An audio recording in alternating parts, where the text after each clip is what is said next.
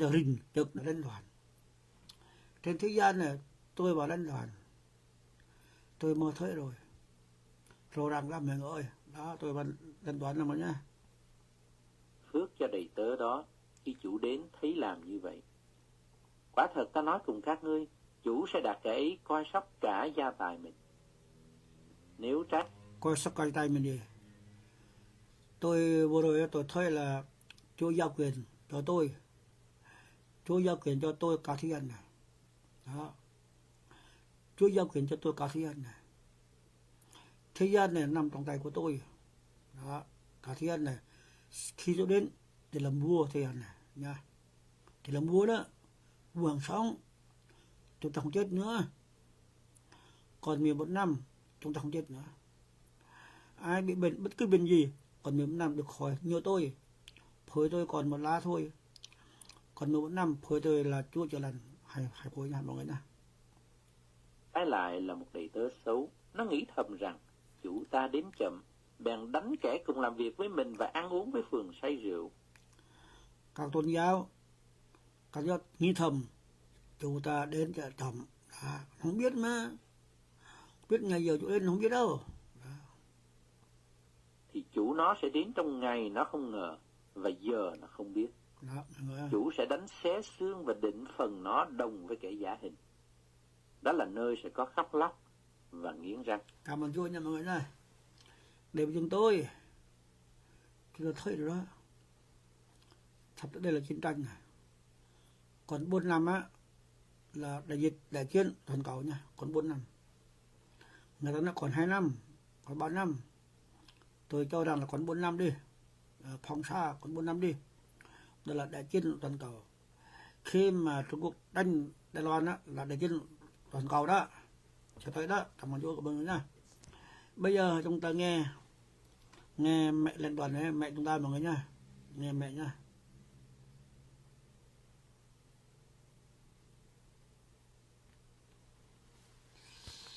Nghe mẹ chúng ta mọi người nha.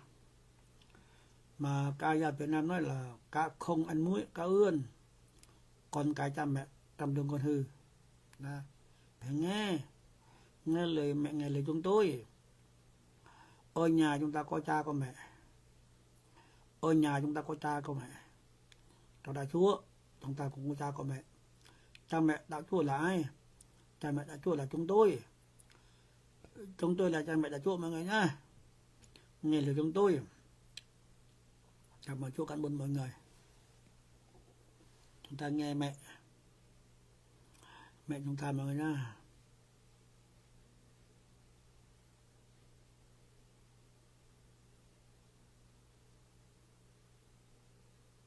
Dạ, tạ ơn Cha vì Cha tốt lành ơn người miên man vạn đại. Con hết lòng chúc tụng khen cảm tạ ơn Cha đã ban cho thời cùng tận này có Thánh Linh và vợ mới, và Cha dùng hai cái công cụ của Cha để Cha lưới người như lưới cá, để mà Cha thâu họp 5 cô trinh nữ khôn ngoan để hiệp lại chỉ còn một đàn chiên, một người chân chiên.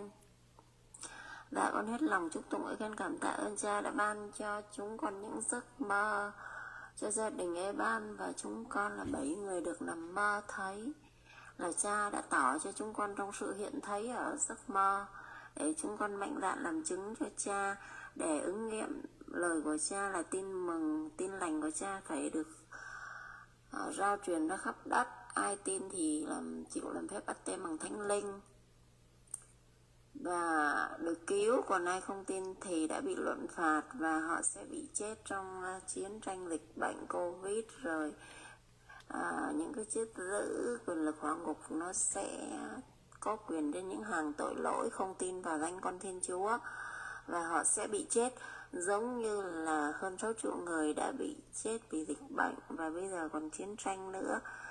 Chưa kể những bên Nga với Uka thì chết một ngày gần 1000 người. Tạ ơn Cha đã ban cho chúng con được hiện thấy trong những giấc mơ. Chúng con thì không phải chết, và chúng con sẽ được là 5 cô trinh nữ khôn ngoan, vì chúng con đã vào tiệc cưới của Chiên Con, và Cha Trời đã mở cho con của Ngài kể từ Covid 2019 trở về đây.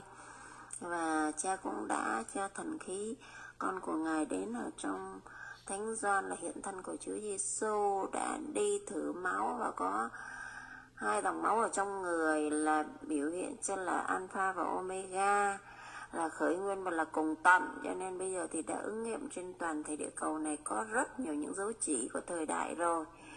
Thì chúng ta phải tỉnh táo và khôn ngoan, biết đón nhận Chúa. Thiên Chúa là đấng tự hữu tự có, và Ngài là đấng như là khiêm nhường, cho nên Ngài ẩn mình.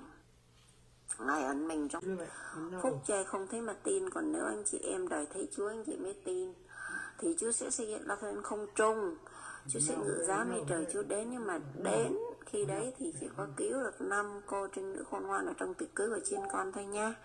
Còn 5 cô khờ dại ở ngoài kia, đi hay hàng không vào đạo thật của Chúa này á, thì nhìn thấy Chúa hiện ra trên không trung á, là bị nổ mắt, là bị chết trong biển lửa. Vì các ngươi ở trong tối tăm sự chết, đền thờ các ngươi không có Chúa, đền thờ các ngươi là có Sa-tăng ma quỷ. Cho nên các ngươi mới chống cãi lại Thánh Linh và vợ mới, là chống cãi lại chính Chúa đó.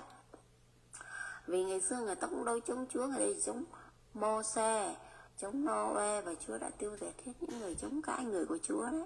Vì Chúa ở trong những người của Chúa.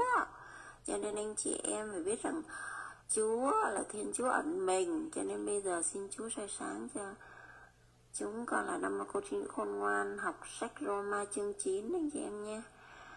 Xin anh chị em phải cầu xin Chúa để mà hiểu đúng được ý Chúa. Nên Chúa đặt lời lẽ của Chúa vào trong miệng lưỡi của chúng con, để chúng con chỉ nói những điều gì Chúa nói, chỉ nghĩ những điều gì Chúa nghĩ. Chúng con cầu xin nhờ danh Đức Chúa Giêsu Kitô là Chúa chúng con. Amen. Tôi nói thật trong Đấng Christ, tôi không nói dối. Luc chương 9. Tôi nói thật trong Đấng Christ, tôi không nói dối. Lương tâm tôi làm chứng cho tôi bởi Đức Thánh Linh. Tôi buồn bực lắm, lòng tôi hằng đau đớn, bởi tôi ước ao có thể chính mình bị dứt bỏ, lìa khỏi Đấng Christ. Vì anh em bà con tôi theo phần xác, tức là dân Israel, là dân được những sự làm con nuôi, sự vinh hiển, lời giao ước, luật pháp, sự thờ phượng và lời hứa, là dân sinh hạ bởi các tổ phụ, và theo phần xác, bởi dân ấy sinh ra Đấng Christ, là đấng trên hết mọi sự, tức là Đức Chúa Trời đáng ngợi khen đời đời. Amen. Ý chẳng phải lời Đức Chúa Trời là vô ích, vì những kẻ bởi Israel sinh hạ, chẳng phải vì đó mà hết thảy đều là người Israel. Cũng không phải vì là dòng dõi của Abraham thì hết thảy đều là con cái người. Nhưng có chép rằng, ấy là bởi Isaac mà ngươi sẽ có một dòng dõi gọi theo tên ngươi. Nghĩa là chẳng phải con cái thuộc về xác thịt là con cái Đức Chúa Trời, nhưng con cái thuộc về lời hứa thì được kể là dòng dõi Abraham vậy. Và lời này thật là một lời hứa. Cũng kỳ này ta sẽ lại đến, Sarah sẽ có một con trai. Nào những thế thôi. Về phần Rebecca, khi bà ấy bởi tổ phụ chúng ta là Isaac mà có thai đôi cũng vậy. Vì khi 2 con chưa sinh ra, chưa làm điều chi lầm hay dữ, hầu cho được giữ vững ý chỉ Đức Chúa Trời, là ý định sẵn bởi sự kén chọn tự do của Ngài. Chẳng cứ việc làm, nhưng cứ đấng kêu gọi. Thì có lời phán cho mẹ của 2 con rằng, đứa lớn sẽ làm tôi đứa nhỏ, như có chép rằng, ta yêu Gia-cốp và ghét Ê-sau. Đó, vậy bây giờ ai là Gia-cốp anh chị em? Người nào đến sau, có nghĩa là bây giờ là dấu chỉ là thời cùng tận rồi, thì người đến sau mới là Gia-cốp nha. Sinh ra sau, nghĩa là tất cả những cái đạo giáo trên toàn thể địa cầu này nó là Ê-sau. Nó ăn thịt tân tôi người ta ăn bánh ở trong cái Thánh Vịnh Thi Thiên 14 đấy anh chị em nha. Và Thánh Vịnh Thi Thiên 14 đó là rất quan trọng, tại vì hiệp lại là 7214 là Đức Thánh Linh và Chúa Giêsu đấy. Cho nên là anh chị em phải thấy rằng là ở trong đấy là Gia-cốp sẽ hưng thịnh, Israel sẽ được vui mừng. Và ở đấy là con núi Sion luôn anh chị em nha. Núi Sion là phải biết nói, chứ không phải là giống như anh chị em mà nghe cái đạo Tà giáo ăn xăng hồng nói qua bên Hàn Quốc là con núi Sion. Núi Sion hoặc là bất cứ một cái gì nó là hữu hình, nó là những cái mà từ thời xưa hình bóng đến bây giờ là vào hết ở trong Nơi Sion, trong cái thanh chi đó, có nơi Sion đó, trong thanh chi là có nơi Sion. Chúa phán ai ở trong chỗ đây, ai ở trong chỗ đây lên núi, ai ở đồng bằng, ai ở đồng bằng phải lên núi, cao nguyên, tây nguyên đó. Trong nước Việt Nam có Chúa, nước Việt Nam có Chúa, các nước ngoài không có Chúa, nước Hàn Quốc không có Chúa, nước Brunei không có Chúa, nước Đài Loan không có Chúa, nước Trung Quốc, tất cả các nước ngoài không có Chúa, nước Việt Nam có Chúa. Trong nước Việt Nam ai có Chúa? Tôi và Lan Đoàn có Chúa. Tôi và Lan Đoàn đang sống ở đâu? Ở sông cao nguyên, trong Tây Nguyên đó, đến núi đó, Tây Nguyên, cao nguyên đó. Trong nước Việt Nam có Chúa, Pháp đến Việt Nam đuổi Pháp, trong Việt Nam có Chúa, Mỹ đến Việt Nam đuổi Mỹ đó, đuổi Pháp đuổi Mỹ là đuổi tôn giáo đó, không cho mang đến tôn giáo đó, tôn giáo là tôn giáo giả, tôn giáo của ma quỷ của Satan đó. Bây giờ Việt Nam phải làm cách mang giải phóng miền Nam đó, cho nên là Pháp Mỹ là không phải là Chúa đâu. Hôm nay đang đánh nhau đó, nhưng đạo Chúa nha, không có đánh nhau, không có giết nhau, đạo Chúa đó không có giết người. Tôi là Chúa đó. Lần này tôi giết cái người này, lúc họ cho tôi trong cái ly cà phê đó, thuốc độc đó, ly tôi đó rồi thuốc độc đó. Họ nói tôi nha, tôi nói cái này ơi, tôi định nhà cái này nha, tôi biết người này từ nước Việt Nam tới, nó về phép Việt Nam, nó đến nó về, tôi định nhà cái này nhá, định thăm chơi nào, định thăm đi. Họ chuẩn bị rồi, trong ly nó chuẩn bị rồi,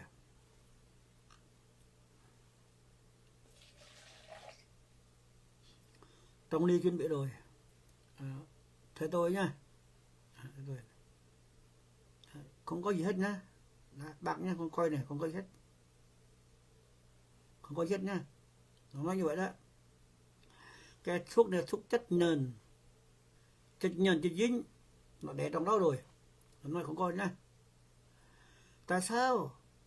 Thế tôi lần này lại đổ cái ly này, đổ xuống. Mấy bữa trước tôi đến nhà nó, không thể đổ đâu.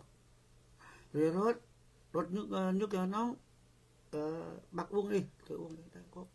Nhưng lần này khi về Việt Nam về Mỹ, thế tôi họ nói tôi để bác nha, không có gì bác nha, rồi đặt xuống, nó đổ nước nóng, ly tôi và ly nó được nước nóng. Còn tôi á, để có cà phê bột, cà phê để đổ, ông này nó đi ra ngoài, gọi điện, yêu điện liền, ông già đến rồi, tôi nhận uống rồi, đó, ý là vậy đó. Nếu mà tôi biết như vậy nha, tôi đối ly tôi với ly nó đối, ông đã chết luôn đó. Nhưng mà chú không giết người. Áo này làm đổ cái ly cà phê, áo này tôi đang cuội, áo này làm đổ, chú cho đổ đó. Sao thằng sao, còn lại một tí tôi đổ thêm nước nóng nữa, làm cà phê mạnh nữa. Sao thằng sao tôi bệnh đau, trong bụng tôi nó cuộn, nó đau, nó cuộn quặn, nó đau quặn. Tôi lấy cái thuốc sổ, tôi uống được thuốc sổ, 2 ly thuốc sổ hết, không còn gì trong bụng tôi. 7 ngày sau, công an gọi đến tôi, nhắn tin tôi, anh Doan, anh khỏe không? Tôi khỏe. Tại sao lại biết tôi? Nhắn tin với tôi, đó, thấy chưa? Ông kia báo rồi đó. Đó là lần thứ nhất.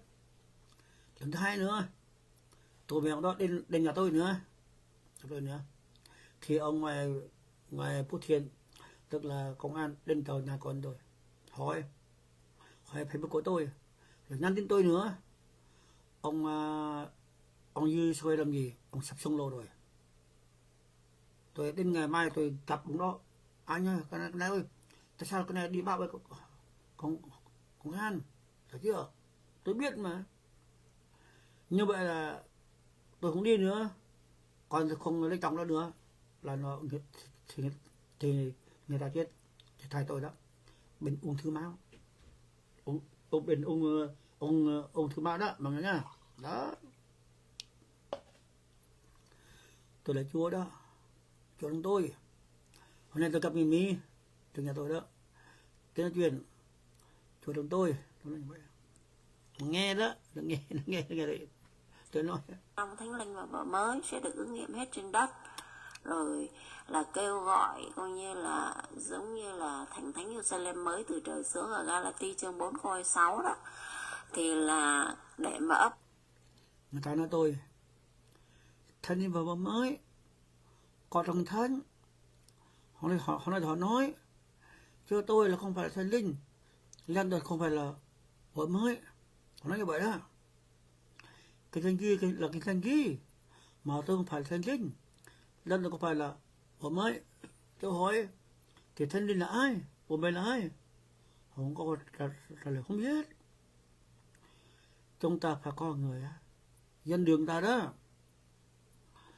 Không có người dân đường, chúng ta không biết đi đường nào. Con thuyền phải có lái. Con thuyền không lái là trôi dòng sông, không biết đến nơi đến chốn. Con thuyền phải có lái đó.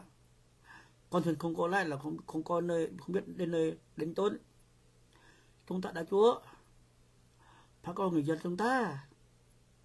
Chúa Giêsu là đường đi, là thật là sống. Đường đi này dân chúng ta đi đường này. Lời Chúa là ngọn đèn cho chân tôi, là ánh sáng cho lưỡi tôi. Ai coi lời Chúa là lần sống. Lời Chúa là lần sống. Thì tôi coi lời Chúa thì chúng ta đi đường Chúa. Phải có hai người.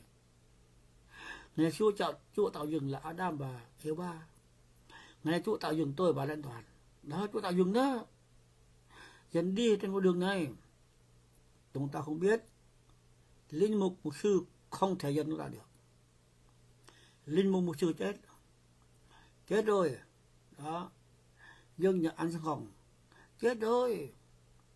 Chân cái chết